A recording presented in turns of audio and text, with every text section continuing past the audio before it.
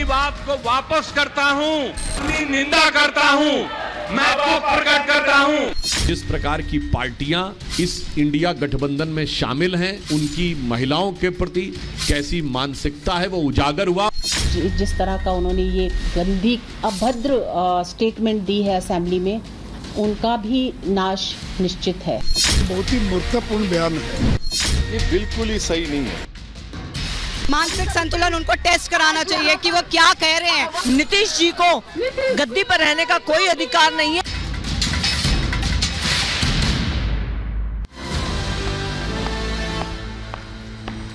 नमस्कार, मैं हूं आपके साथ हिमानी नैथानी। शाम के 5 बजने को हैं और हम लेकर हाजिर हैं अपनी खास पेशकश 5 का प्रहार। जब नाश मनुष्य पर छाता है तो पहले विवेक मर जाता है, और ऐसा ही नाश छाया विधानसभा में बिहार के मुख्यमंत्री नीतीश कुमार पर, जब वो विधानसभा में सेक्स एजुकेशन के नाम पर बेतुका ज्ञान दे रहे थे, अश्लीलता के साथ बोल रहे थे, चीर हरण कर रहे थे। इस ज्ञान को सुन सदन में बैठी महिलाएं शर्म से झेप गई, कुछ उठकर बाहर चल दी तो उधर पुरुष विधायकों ने भी अपनी नजरें झुका ली। मामला बढ़ते देख 24 घंटे के भीतर बिहार के मुख्यमंत्री नीतीश कुमार को सद्बुद्धि भी आ गई और वो अपनी ही निंदा करते हुए माफी मांगते हुए नजर आए। लेकिन उस माफी में रत्ती भर भी कोई लाज और शर्म नहीं नजर आई। उस माफी में खुद की निंदा में वो जरा भी ईमानदार नजर नहीं आए। हाँ, ये अलग बात है कि विधानसभा स्पीकर को उनका माफी मांगना और खुद की निंदा करना नीतीश कुमार का बड़प्पन लगा, लेकिन वो बड़प्पन नहीं बल्कि बेशर्मी थी। अगर मगर के साथ कोई माफी नहीं होती तो क्या वाकई नीतीश कुमार अपने कहे पर शर्मिंदा है? क्या वाकई उन्हें दुख है या फिर ये मजबूरी में मांगी गई माफी है? ये सियासी माफी है, ये भी कहा जा रहा है। ऐसी सस्ती साहित्यकार की भूमिका में आखिर क्यों आ गए नीतीश कुमार? बीजेपी तो चुटकी ले रही है, वो ये कह रही है कि नीतीश कुमार पर दवाइयों का उल्टा असर हो रहा है और नीतीश कुमार होश में नहीं है। आज इसी पर कर रही हूं 5 का प्रहार कि नीतीश कुमार क्या वाकई अपनी भाषा पर, भद्दे इशारों पर, सोच पर कोई कंट्रोल नहीं है? आपको बताते हैं, पहले आगे बढ़ती हूं और बताती हूं आपको कि किस तरह से नीतीश कुमार के इस शर्मनाक बयान पर उनके इस्तीफे की मांग की जा रही है और किस तरह से विधानसभा में वो अश्लील इशारे करते हुए, भद्दे कमेंट्स करते हुए नजर आए। ग्राफिक्स के जरिए हम आपको यहां पर बताते हैं कि किस तरह से शर्मनाक बयान पर अपने घिर चुके हैं नीतीश कुमार और किस तरह से इस बयान पर जो तमाम प्रतिक्रियाएं हैं, उन प्रतिक्रियाओं का दौर दरअसल यहां पर शुरू हो गया है। नीतीश के खिलाफ न केवल प्रतिक्रियाओं का दौर बल्कि देश भर में प्रदर्शन का दौर भी चल पड़ा है। जगह जगह ये प्रदर्शन देखे जा रहे हैं। उधर प्रधानमंत्री नरेंद्र मोदी ने भी आज नीतीश कुमार पर इसको लेकर हमला बोला। सदन के भीतर बयान शर्मनाक है, ये प्रधानमंत्री नरेंद्र मोदी ने कहा। बीजेपी ने नीतीश कुमार से इस्तीफा मांगा है, चुटकी तो ले ही रही है, लेकिन साथ ही साथ ये कहा है कि इस्तीफे से कम कुछ भी मंजूर नहीं। उधर एनसीडब्ल्यू ने नीतीश पर एक्शन की मांग की है। साथ ही साथ नीतीश के बयान पर आईएनडीआई ये चुप क्यों है, ये बीजेपी सवाल कर रही है। आरजेडी ने शर्मनाक बयान का बचाव किया है। तेजस्वी यादव ये कह रहे थे कि सेक्स एजुकेशन पर ज्ञान दे रहे थे, बता रहे थे दरअसल नीतीश कुमार। इस तरह से सेक्स एजुकेशन दी जाती है, उसके लिए एक स्थापित भाषा होती है। शायद तेजस्वी यादव भूल रहे हैं या फिर उनको पता ही नहीं है।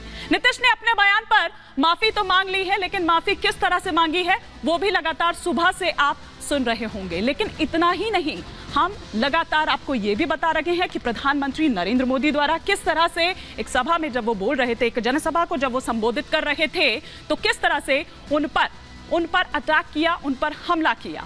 आईएनडीआईए अलायंस के नेता ने भद्दी बातें कही, ये अपनी उस सभा में पीएम मोदी ने कहा। विधानसभा में शर्मनाक बयानबाजी की गई। सदन में माताएं भी थी, बहनें भी थी, वो बैठी हुई थी। विपक्ष के एक भी नेता ने विरोध नहीं किया, उल्टा वो तो हंसते हुए वहां पर नजर आ रहे थे।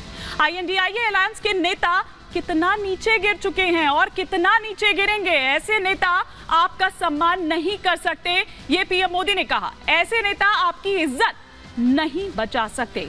ये वो बड़ी बातें जो प्रधानमंत्री नरेंद्र मोदी ने जनसभा को जब संबोधित कर रहे थे उस दौरान कही, और ये भी कि ये लोग दुनिया में देश की बेइज्जती करा रहे हैं। तो ये वो तमाम बड़ी बातें, लेकिन इससे पहले कि आगे बढ़े, एक एक कर वो तमाम सवाल 5 का प्रहार के जो आपके टेलीविजन स्क्रीन पर आ रहे हैं। ये पहला सवाल कि नीतीश के बयान पर आईएनडीआईए अलायंस चुप क्यों है। दूसरा सवाल जो आपकी स्क्रीन पर चेंज हो रहा है वो ये कि मुख्यमंत्री नीतीश कुमार की माफी क्या काफी है, नाकाफी है, ये देखने वाली यहां पर बात है। नीतीश को सीएम पद से इस्तीफा देना क्या चाहिए? चौथा सवाल जो आपकी स्क्रीन पर आ रहा है वो ये कि 24 के इस चुनाव में नीतीश का बयान क्या मुद्दा बनेगा? पांचवा और अंतिम सवाल ये कि आरजेडी की संगत का असर क्या नीतीश पर है? इस तरह के सवाल उठाए जा रहे हैं बीजेपी द्वारा, आरोप लग रहे हैं बीजेपी द्वारा। ये वो तमाम सवाल होंगे जिनके इर्द गिर्द आज हमारी चर्चा रहेगी। कई खास मेहमान हमारे साथ जुड़ेंगे, लेकिन पहले आपको दिखाती हूं एक रिपोर्ट।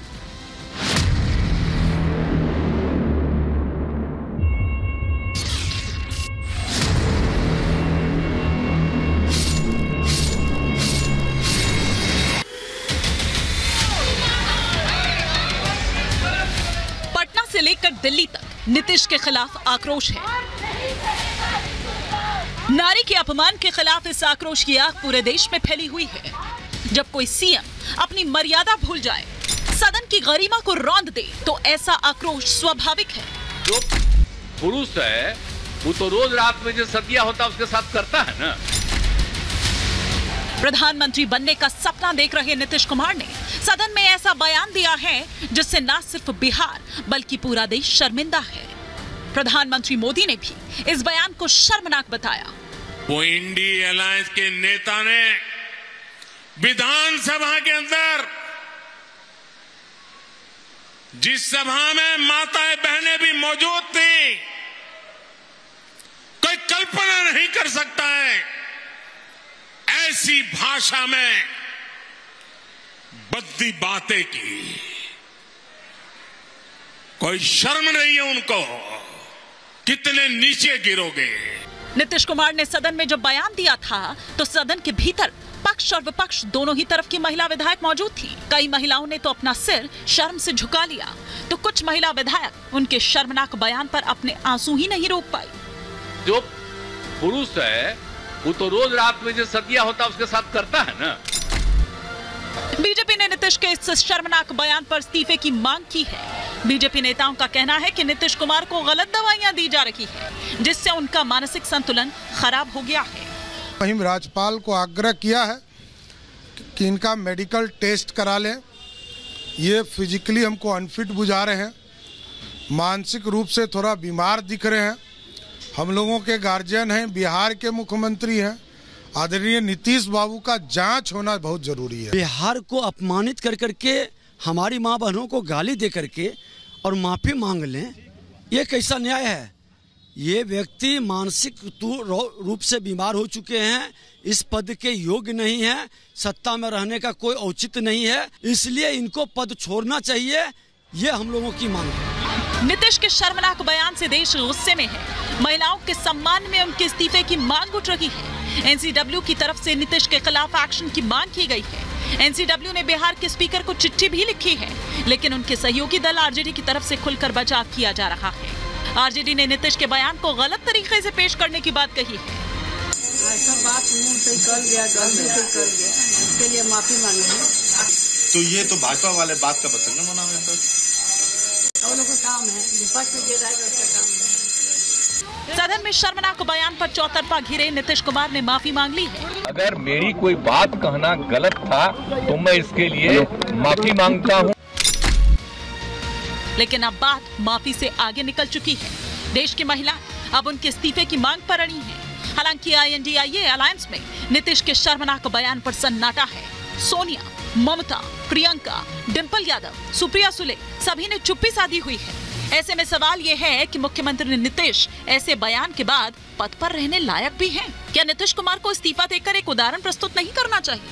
और सबसे बड़ा सवाल तो ये कि क्या नीतीश का ये बयान INDIA अलायंस को 24 चुनाव में बहुत महंगा पड़ेगा? Bureau report, Republic Bharat.